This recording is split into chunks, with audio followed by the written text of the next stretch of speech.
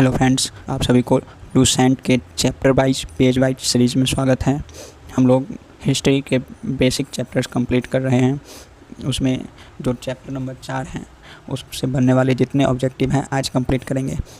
सबसे पहले तो बता दें कि हम लोग लूसेंट के 18वें संस्करण के पेज नंबर 4 में जितने ऑब्जेक्टिव्स बनेंगे हिस्ट्री के वो सब कंप्लीट करने वाले हैं, जिसका पार्ट 1 कंप्लीट हो चुका है। आज हम पार्ट बी देखने वाले हैं। आइए शुरू करते हैं कि पार्ट बी में क्या सब क्वेश्चंस बनेंगे। तो पहला क्वेश्चन है इसमें 53 नंबर, पूरा पाषाण काल किस अवधि को कहते हैं? पूरा पाषाण काल किस अवधि को कहते हैं? ऑप्शंस देखते हैं। ए में है 1 लाख से 10,000 वर्ष, बी में है 5 लाख से 50,000 वर्ष, सी में है 20 लाख से 12,000 वर्ष और ऑप्शन नंबर डी में 10 लाख से 5,000 वर्ष। तो इसका सही आंसर क्या होगा? तो सही आंसर इसकी हो जाएगी ऑप्शन नंबर सी, 20 लाख से 12,000 वर्ष। नेक्स्ट क्वेश्चन देखते हैं, पूरा पाषाण काल को कितने भागों में बांटा गया? पूरा पाषाण काल को कितने भागों में बांटा गया? ऑप्शंस देख लेते हैं। ए में है 2, बी में 3, सी में 4, डी में 5। तो करेक्ट आंसर इसका हो जाएगा 3, option number B. Next question देखते हैं, मानव इतिहास का लगभग 99% भाग किस काल में हुआ?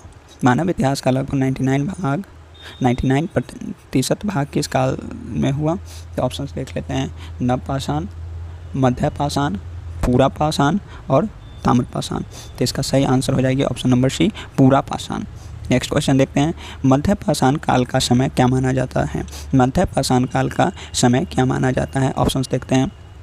ए में है 20 से 15,000 वर्ष पूर्व, बी में है 15 से 12,000 वर्ष पूर्व, सी में है 12,000 से 10,000 वर्ष पूर्व और डी में है 10 से 8,000 वर्ष पूर्व। तो इसका सही आंसर हो जाएगी 12,000 से 10,000 वर्ष पूर्व। तो करेक्ट हो जाएगी option number C.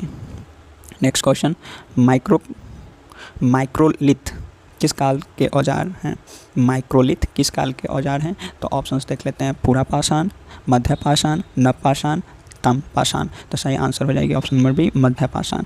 Next question देखते हैं, नव पाषाण काल का आरंभ कब माना जाता है? नव पाषाण काल का आरंभ कब माना जाता है? ऑप्शंस देखते हैं। 12,000 वर्ष पूर्व, 11,000 वर्ष पूर्व, 10,000 वर्ष पूर्व, 8,000 वर्ष पूर्व। तो इसका सही आंसर हो जाएगी 10,000 वर्ष पूर्व, option number C. Next question देखते हैं, मेहरगढ़ में बसावट का आरंभ कब हुआ? मेहरगढ़ में बसावट का आरंभ कब हुआ? तो ऑप्शंस देख लेते हैं। 10,000 वर्ष पूर्व, 9,000 वर्ष पूर्व, 8,000 वर्ष पूर्व, 7,000 वर्ष पूर्व। तो सही आंसर 8,000 वर्ष पूर्व, option number C. Next question, पूर्व पाषाण युग के मानव की मुख्य जीविका क्या थी?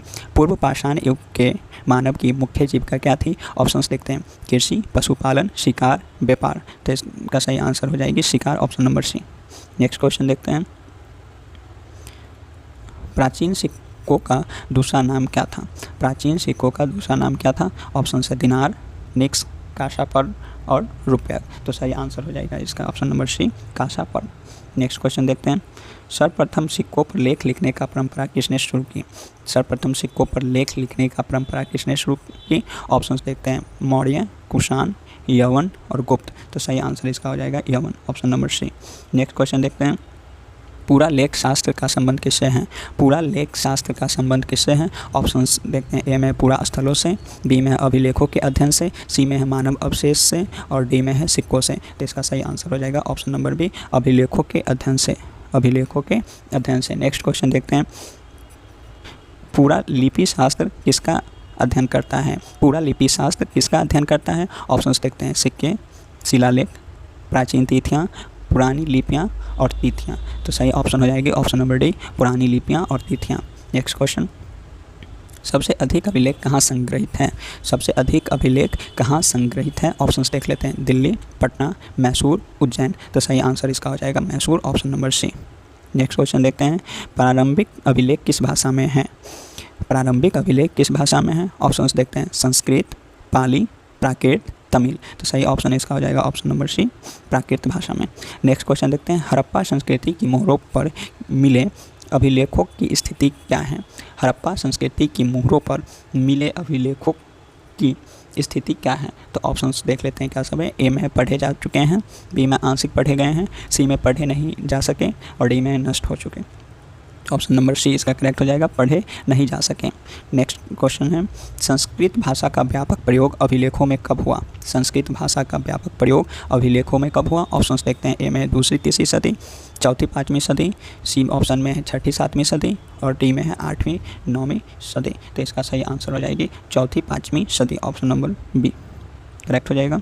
नेक्स्ट क्वेश्चन देखते हैं, अभिलेखों में प्रादेशिक भाषा का प्रयोग कब हुआ? ऑप्शंस देखते हैं, 7वीं-8वीं सदी, बी में है 8वीं-9वीं सदी, सी में 9वीं-10वीं सदी और डी में है 10वीं-11वीं सदी। तो सही आंसर हो जाएगी 9वीं-10वीं सदी, option number C. Option number C इसका करेक्ट आंसर हो जाएगा। नेक्स्ट क्वेश्चन देखते हैं, समुद्रगुप्त की बीना बजाती हुई मुद्रा क्या दर्शाती है? समुद्रगुप्त की बीना बजाती हुई मुद्रा क्या दर्शाती हैं? ए में है धार्मिक प्रवृत्ति, बी में है युद्धप्रियता, सी में है संगीत प्रेम और डी में है दानशीलता। तो सही आंसर इसका हो जाएगा सी, संगीत प्रेम, संगीत प्रेम। नेक्स्ट क्वेश्चन देखते हैं, अरिकमेरू से किस विदेशी सभ्यता के सिक्के मिले हैं? अरिकमेरू से किस विदेशी सभ्यता के सिक्के मिले हैं? ऑप्शंस देख लेते हैं, ग्रीक, रोमन, चीनी, फारसी। तो इसका सही आंसर हो जाएगा option number B, Roman. Next question देखते हैं, ब्रुज होम किस राज्य में स्थित है? ब्रुज होम किस राज्य में स्थित है? ऑप्शन है हिमाचल प्रदेश, जम्मू कश्मीर, उत्तराखंड, पंजाब। इसका सही आंसर हो जाएगी Jammu Kashmir, option number B. ब्रुज होम किस प्रकार के औजार मिले हैं? ब्रुज होम से किस प्रकार के औजार मिले हैं? ऑप्शंस देखते हैं, ताम्र, लौह, नवपाषाण और कांस्य। तो सही आंसर इसका सी, नवपाषाण।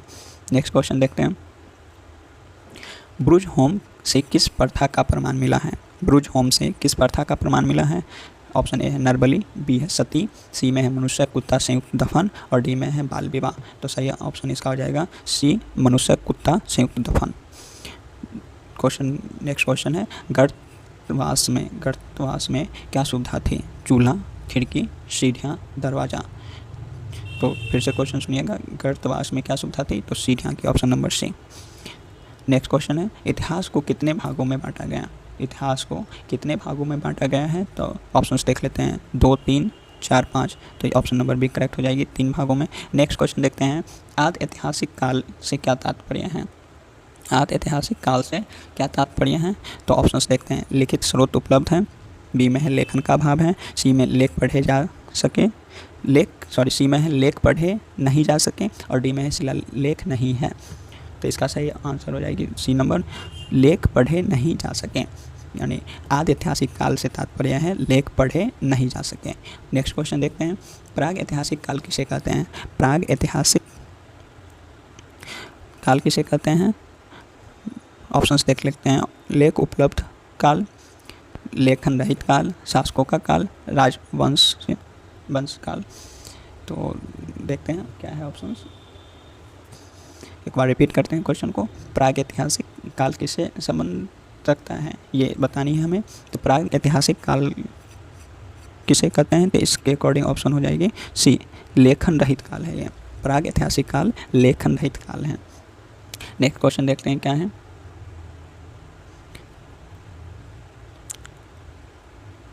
नवपाषाण काल का आरंभ कब हुआ था?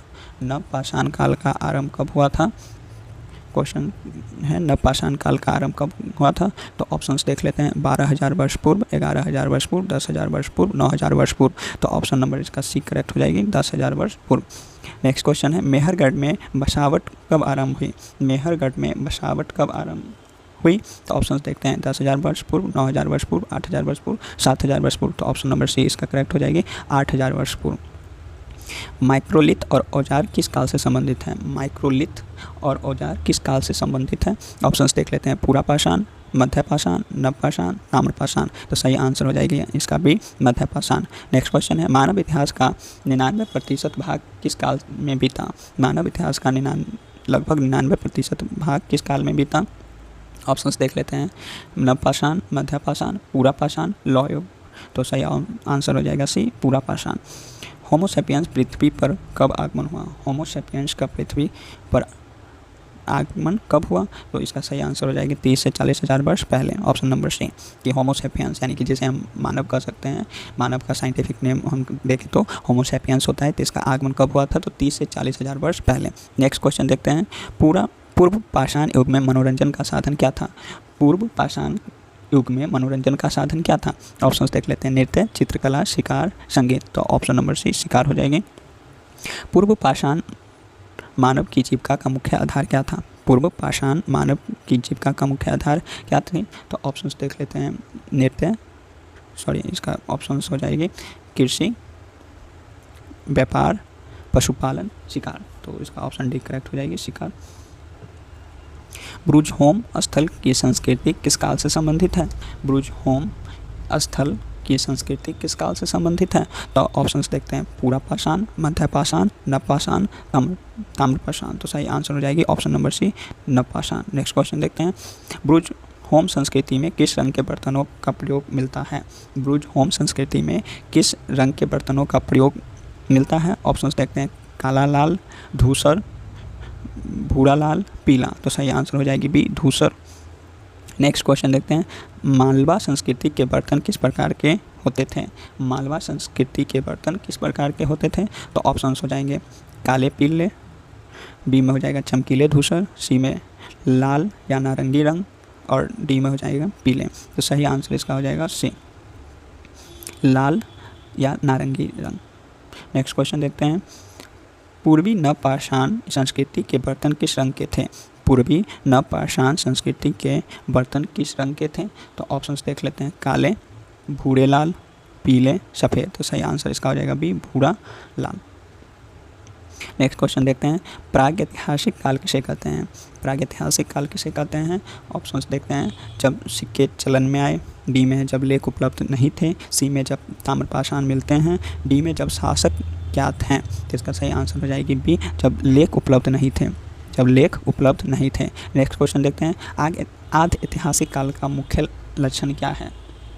आद्य ऐतिहासिक काल का मुख्य लक्षण क्या है? ऑप्शंस देख लेते हैं, कोई लेख नहीं है, बी में है लेख उपलब्ध है पर पढ़े नहीं जा सके, सी में है केवल सिक्के मिलते हैं, डी में केवल विदेशी विवरण मिलते हैं। तो इसका सही आंसर बी हो जाएगी, लेख उपलब्ध है पर पढ़े नहीं जा सके। नेक्स्ट क्वेश्चन देखते हैं, जिस काल का लिखित विवरण उपलब्ध हो उसे क्या कहते हैं? जिस काल का लिखित विवरण उपलब्ध हो उसे क्या कहते हैं? ऑप्शंस देख लेते हैं, प्रागैतिहासिक, आद्य ऐतिहासिक, ऐतिहासिक, ताम्रपाषाण। तो सही आंसर ऑप्शन नंबर सी हो जाएगी, ऐतिहासिक। नेक्स्ट क्वेश्चन देखते हैं, यहाँ पे कुछ क्वेश्चंस छूट जा रही हैं। अच्छा, यहाँ पे 92 के बाद कुछ क्वेश्चंस यहाँ पे कटना रह गए हैं, जिसे हम लोग नेक्स्ट सेशन में देख लेंगे। नेक्स्ट क्वेश्चन है 110 से देख लेते हैं। यहाँ पर PDF कटना रह चुका है, तो थोड़ा सा हम उस क्वेश्चंस को नेक्स्ट सेशन में देख लेंगे। देखते हैं 110 क्वेश्चन क्या दे रखे हैं। मेहरगढ़ किस काल की प्रमुख बसावट है? मेहरगढ़ किस काल की प्रमुख बसावट है? ऑप्शंस देखते हैं, पूरा पाषाण, मध्य पाषाण, नव पाषाण, ताम्रपाषाण। तो इसका सही ऑप्शन हो जाएगी नव पाषाण, option number C. Next question है, Alexander H. Longhurst, Robert Sewell और जेम्स वर्गेस किस कार्य से जुड़े थे? तो ऑप्शंस देख लेते हैं, विदेशी यात्राएं, शिलालेख लेखन, भारत के पुरातात्विक स्थलों की खुदाई, धार्मिक प्रचार। तो सही आंसर हो जाएगी भारत के पुरातात्विक स्थलों की खुदाई, ऑप्शन नंबर सी। ये सब यहाँ के जो पुरातात्विक स्थल हैं उनकी खुदाई से संबंध रखते हैं। भट्टी प्रोलू, घंटाशाला और अमरावती किस प्रकार के स्थल हैं?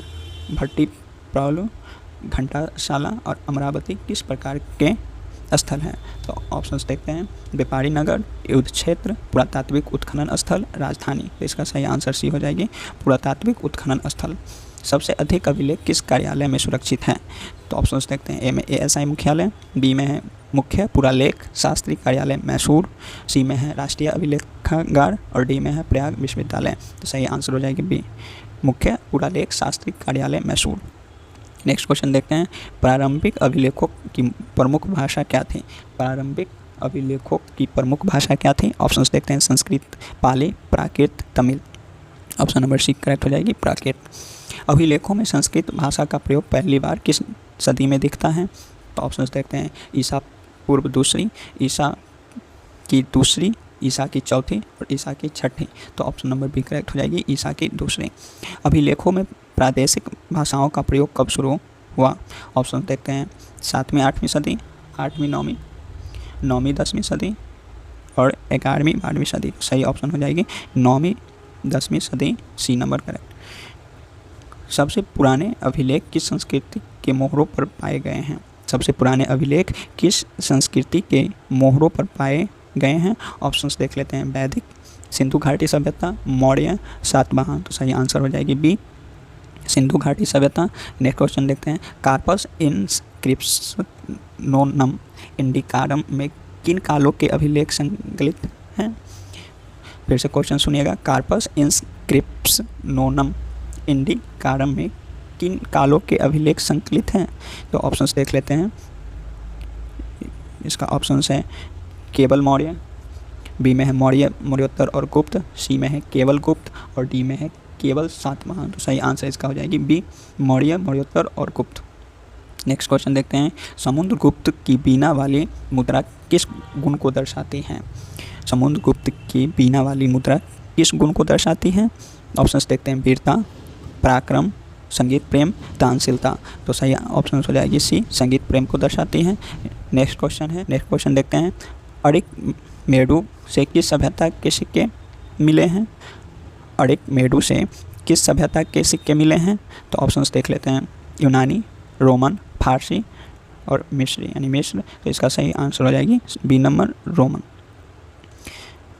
बी नंबर इसका करेक्ट आंसर हो गया।